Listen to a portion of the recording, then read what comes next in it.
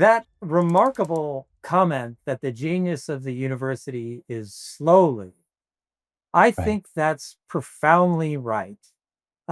Which is that we do live in a culture of haste.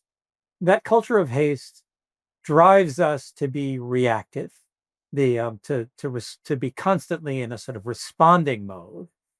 And the university should allow us to sit back, reflect, think profoundly about what we want to do and why we want to do it, and act in the light of a much more comprehensive view than we might be able to take if we were constantly living in the reactive environment of the day to day. And so, in that sense, that's the universities are structured to encourage this kind of long-term thinking.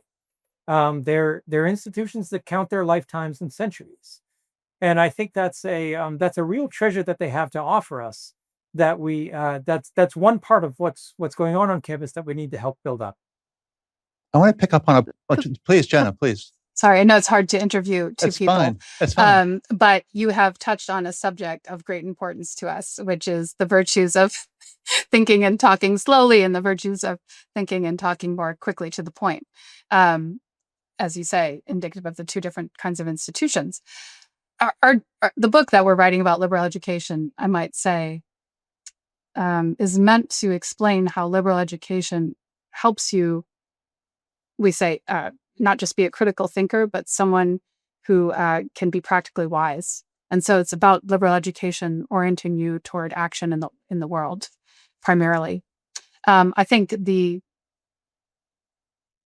virtue of responding quickly, as you put it, is one of the key virtues of the active person, right? And as you say, it requires a lot of things. It requires you, if you do it well, you've thought through all the issues beforehand. You've ordered them in your mind. You've figured out what is the most important thing to say in the 20 seconds you have. You've thought about the psychology of the person in front of you. You've thought about where you are relative to them, even physically, who else is around. And you've thought about what ball you want to move with that person so that they move some other ball.